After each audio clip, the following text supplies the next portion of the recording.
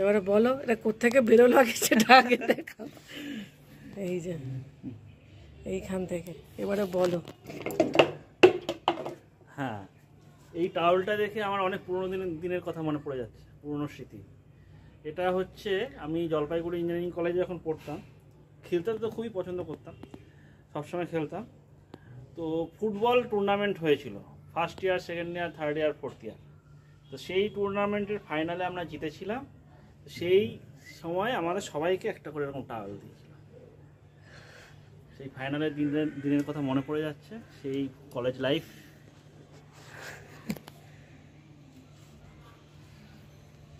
এগুলো সবই তো ট্রাঙ্কে ছিল। এটা তো 17 ইঞ্চি মনে হচ্ছে। এটা বাবার হনুমান টুপি। নমস্কার বন্ধুরা, কেমন আছেন সবাই? আশা করছি ভালো আছেন। আজকে আমাদের বাড়িতে আমার শাশুড়ি মায়ের পুরনো একটি ট্রাঙ্ক থেকে বলতে পারেন গুপ্তধন বার করা হয়েছে। এগুলো কিন্তু গুপ্তধনই, কারণ এই প্রত্যেকটা জিনিসের সাথে না অনেক স্মৃতি জড়িয়ে আছে, অনেক গল্প আছে, এবং এক একটা স্মৃতি আর গল্প কিন্তু এক একটা গুপ্তধনের থেকে কম কিছু নয়। স্মৃতির দাম বলুন বা চাহিদা বলুন, সবটাই কিন্তু আমাদের জীবনে অনেকখানি অংশ জুড়ে থাকে। স্মৃতিকে সঙ্গে নিয়ে কিন্তু আমাদেরকে চলতে হয়, এবং আমি মনে করি প্রত্যেকের বাড়িতেই এরকম একটি ট্রাঙ্ক রয়েছে, যার মধ্যে আমাদের মায়েরা পুরনো কিছু জিনিসপত্র যেগুলো কিনা তাদের স্মৃতি বহন করছে, সেগুলোকে গচ্ছিত রেখেছে এখনো। আমার শাশুড়ি মাও তার ব্যতিক্রম নয়। এই যে সোয়েটারগুলো বা আমার শ্বশুরমশাইয়ের শাল, টুপি, সোয়েটার সবই স্মৃতি হিসাবে উনি যত্ন করে রেখে দিয়েছেন। প্রত্যেক বছরই এটাকে এই ট্রাঙ্কটিকে খোলা হয়, বার করা হয় এবং রোদে দেওয়া হয়। এবছরও তার কোনো রকম ব্যতিক্রম হয়নি। তবে কি বলুন তো বন্ধুরা, আমি ব্লগটা শুরু করার আগে ট্রাঙ্কটা খোলা হয়ে গিয়েছিল। তো এই প্রত্যেকটা জিনিসের পেছনে যে গল্পগুলো রয়েছে সেগুলো আমি আরেকদিন আপনাদেরকে বলবো।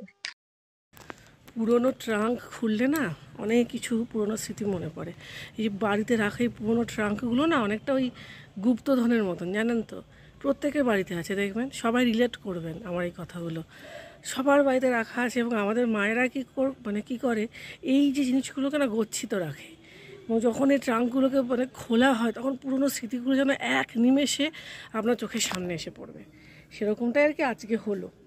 ভালো লাগে, পুরনো জিনিসগুলোকে একটু ঘেঁটে দেখা উচিত। তা না হলে কি হয়, আমরা না সেগুলোকে ভুলে যাই। সেগুলো তো একটা সময় আমাদের জীবনের অংশ ছিল, ভবিষ্যতেও থাকবে। সেটাই আজকে হলো। এই ট্রাঙ্কটা বহু পুরনো। এই যে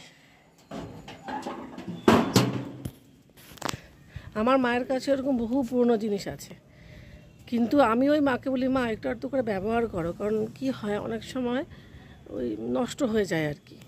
মাঝে মধ্যে রোদে দিলে, একটু ন্যাপথলিন দিয়ে রাখলে বা একটু কেচে রাখলেও জিনিসগুলো দীর্ঘদিন ভালো থাকে। তখনকার দিনের জিনিস, এদের কোয়ালিটি আলাদা বন্ধুরা। এগুলো আপনারা এখন পাবেনও না, বাজারে এখন এসবের চলও নেই। যাই হোক, ভালোই লাগলো, ভাবেও নি ব্লগে এরকম একটা জিনিস আজকে ধরা পড়বে। আমি তো মাঝে মধ্যে বুঝতেই পারি না কি করব কি করব না। আসলে কি বলুন তো, ওই আমি বারবারই আমার ব্লগে বলেওছি আপনাদের, বানানো কন্টেন্ট তো করতে পারি না, যেটা হয় সেটাই তো দেখাই, এটাই হচ্ছে ব্যাপার। তো যাই হোক, আজকে শ্রী রামকৃষ্ণের জন্মতিথি। চেষ্টা করব হয় ভট্টনগরে অথবা বেলুড় মঠে যাওয়ার। বেলুড় মঠটা হয়তো বা হবে না, ভট্টনগরটাতে যাওয়ার চেষ্টা করব, দেখা যাক হয় কি না। টমেটোগুলো বড় হয়েছে, ওগুলোকে মনে হচ্ছে পেরে নিই। আমার শাশুড়ি মায়ের পুরনো ট্রাঙ্কের স্মৃতি এবং গল্প অন্য ব্লগের জন্য বরঞ্চ গচ্ছিত থাক। তো যাই হোক, আমার ছাদ বাগানে যে টমেটো গাছটা হয়েছিল তার থেকে বেশ কিছু টমেটো বড় হয়ে গেছে। হ্যাঁ, এগুলোকে চাইলে আমি পাকাতেই পারতাম, কিন্তু আমার কাঁচা টমেটো খেতে বেশি ভালো লাগে। সেই জন্য কাঁচা টমেটো যেগুলো বড় হয়েছে সেগুলোকে পেরে নিয়েছি। আজকে ছাদ বাগান থেকে টমেটোগুলো পাড়ার আরো একটি কারণ আছে, সেটা হচ্ছে আজকে একটা রেসিপি শেয়ার করব ভাবছি আপনাদের সাথে। সেটা হচ্ছে সম্বর ডাল। খুব সহজ উপায় কিভাবে করে আপনারা বাড়িতেই বানিয়ে নিতে পারবেন, সেগুলো সমস্ত টিপস সহ আপনাদেরকে দিয়ে দেবো।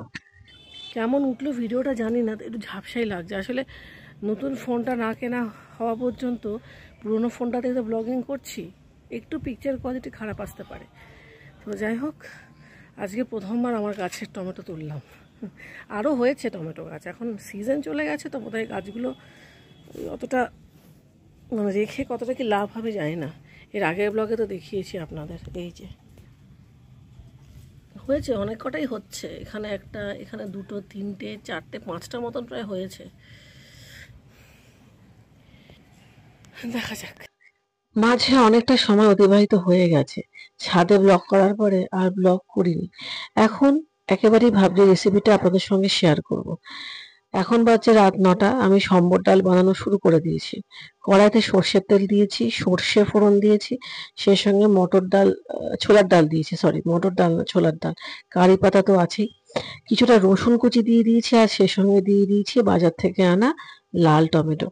এরপরে হচ্ছে সবজিতে দেখতেই পাচ্ছেন আমার কাঁচা টমেটো কিন্তু রয়েছে ছাদ থেকে আনা, সেই সঙ্গে রয়েছে সজনে ডাঁটা, পেঁপে, গাজর, আর আমার ছাদ বাগানের টমেটো, আর গোটা গোটা করে কাটা পেঁয়াজ। আর আমি ব্যবহার করছি এভারেস্টের সম্বর মশলা, এটা আপনারা বাজারে গেলে পেয়ে যাবেন। সম্বর ডালে একটু সম্বর মশলা না হলে কিন্তু ভালো লাগবে না, সেই টেস্ট কিন্তু আসবে না। অড়হর ডালটাকে আগে থেকে সিটি মেরে নিয়েছি, তবে খুব বেশি গলায়নি, মোটামুটি আমি ২টো সিটি মেরে রেখে দিয়েছিলাম, আমার তাতেই হয়ে গেছিল। সবজিগুলো ভালো করে কষানোর পরে সম্বর মশলা সবার শেষে আমি অ্যাড করে দিচ্ছি। এরপরে কিছুই না বন্ধুরা, সেদ্ধ করা ডালটা দিয়ে দিলেই কিন্তু হয়ে যাবে। এরই মধ্যে একটা দুর্ঘটনা ঘটেছে, ছোট্ট দুর্ঘটনা, সেটা হচ্ছে আমার স্ট্যান্ডটা একেবারেই গেছে নষ্ট হয়ে। যদিও এটা একটা অসুবিধা তো বটেই, কারণ এটার উপরে রেখে আমি সমস্ত ব্লগিং গুলো করতাম, এবং তার মধ্যে খাওয়ার টেবিলের অবস্থাও খুবই খারাপ।